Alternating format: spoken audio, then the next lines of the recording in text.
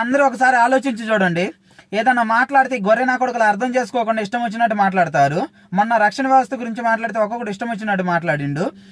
అరే మన దేశంలో ఉండే సైనికులను, రక్షణ వ్యవస్థను చూసి మన శత్రు దేశాలు భయపడాలా? లేకపోతే మన దేశంలో ఉండే ఖైదీలను ఇచ్చిన వార్నింగ్ చూసి శత్రు దేశాలు భయపడాలా? ఎందుకంటే మన దేశం ఉండే రక్షణ వ్యవస్థ కానీ, ప్రధానమంత్రి కానీ, మన దేశంలో ఉండే సైనికులు కానీ వార్నింగ్ ఇస్తే ఎదుటి దేశాలలో భయపడ్డారంటే అది మనం గర్వంగా తలెత్తుకోవాల్సిన విషయం.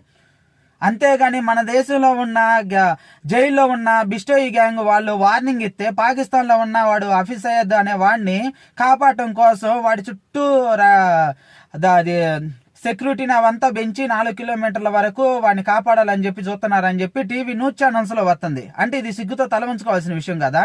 అంటే కష్టపడి మన దేశం కోసం పనిచేసే సైనికుడు, జైల్లో ఉన్న ఖైదీ ఒకటేనా? అంటే సైనికుడి కంటే ఖైదీ ఎక్కువ అయిపోయిందా? అంటే ఇలా పనిచేస్తుందా మన రక్షణ వ్యవస్థ? అంటే వీళ్ళు ఇచ్చే వార్నింగ్ల కంటే జైల్లో ఉన్న ఖైదీలు ఇచ్చే వార్నింగ్లకే ఎక్కువ విలువ ఉందా?